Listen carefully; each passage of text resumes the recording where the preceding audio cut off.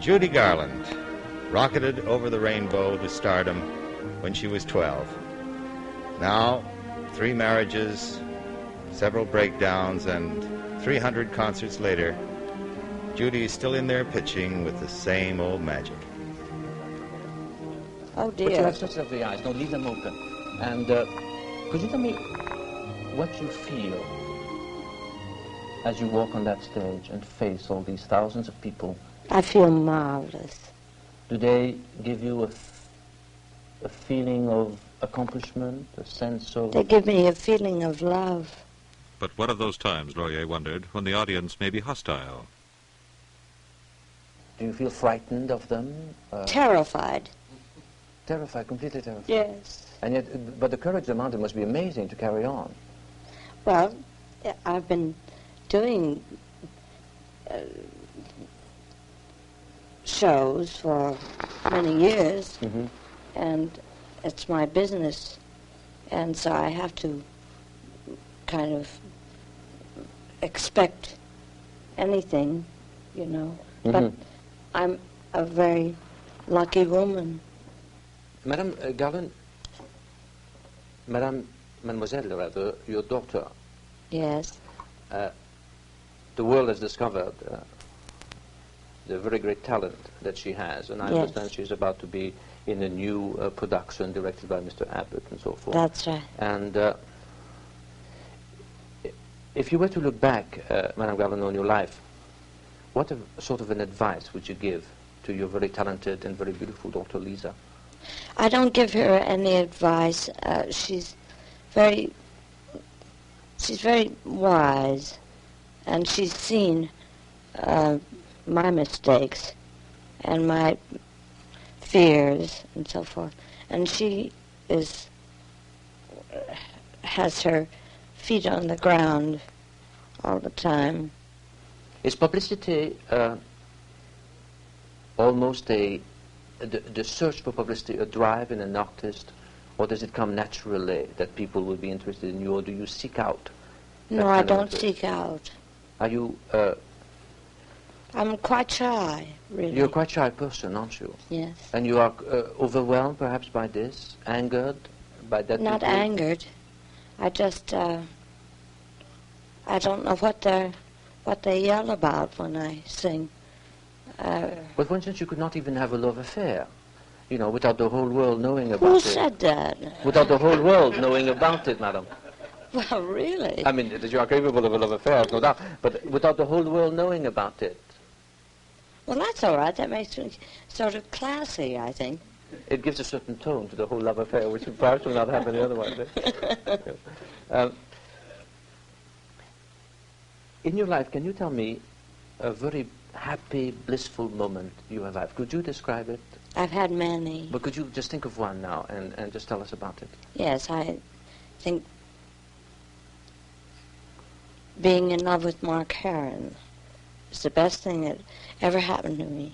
Being in love with Monsieur Heron? Yes. Has given a new dimension to your life? Yes. To your life as an artist and as a person? Yes. Does Monsieur Heron manage your... No, he's a wonderful actor. Of his own right? Yes. And but he gives, from the height of his artistic knowledge, a certain thing to your career which was lacking before? He gives me just love. And that's enough, surely. Now, Madame Garland, I understand that there are a lot of other people who are waiting and who want to talk to you, and I simply would love if in the course of the week you would decide... Oh, by the way, I give him love, too. I have no doubt about that. I was wondering, Madame Garland, whether if, let's say tomorrow, God forbid, all right, God forbid, that you... that I die? No, that you would retire from the stage. What would you do? I'd cook. But where did you learn to cook? At MGM? No. Oh, no, I didn't have time. Actually, I have difficulty sleeping, so I learned to cook during the night. Yes. Well, that's very productive. Yes. Most people they tossed around, and you get up and you cook. Yes. Do you remember any difficulties you've ever had cooking in this way? Oh, good heavens. My youngest daughter has a pussycat who takes great pleasure in getting under my feet when I have a hot dish in my hands. Oh, my. And what happens to the dish and to you? No, I kick the cat. In the next suite, press, radio, television, and other unclassifiable inquisitors waited for their chance to try out some of those questions, and a few new ones. Judy, what do you think that you most missed as a teenager? Eating. Did you have to pay a certain measurement or something when you Yes. were in those days? Yes. Judy, what is the secret of your recent diet? You lost a lot of weight and you look just fabulous, but how did you do it? I fasted. I did, really. For 30 days. No kidding. Yeah. Judy, what do you get? What feeling do you get when you walk onto a stage and get the acclaim that you receive, say, at the O'Keefe Center? Oh, I feel great gratitude. Have you the vaguest idea why they feel the way they do about you? No, I don't. Do you think they love you? Well, they make a lot of noise. Judy, you've become a living legend. You ever wish you Isn't weren't? it awful? You often wish you weren't a living legend, do you? Yes, I do. Do you ever go to a town where you're not known? I mean, do you ever sneak into a town that you can't walk down the street? No, except when I was very fat. Which do you enjoy doing more, television or screen? Or eating. Or eating? I like screen better. Why? Well, because I can't find cameras on television. Miss Garland, if I was your 15-year-old daughter, would you encourage me? You may be. Judy, what's your favorite song? Over the rainbow, isn't that? No, it's not. Are you interested in politics at all? Sometimes, yes. I don't know too much about them, but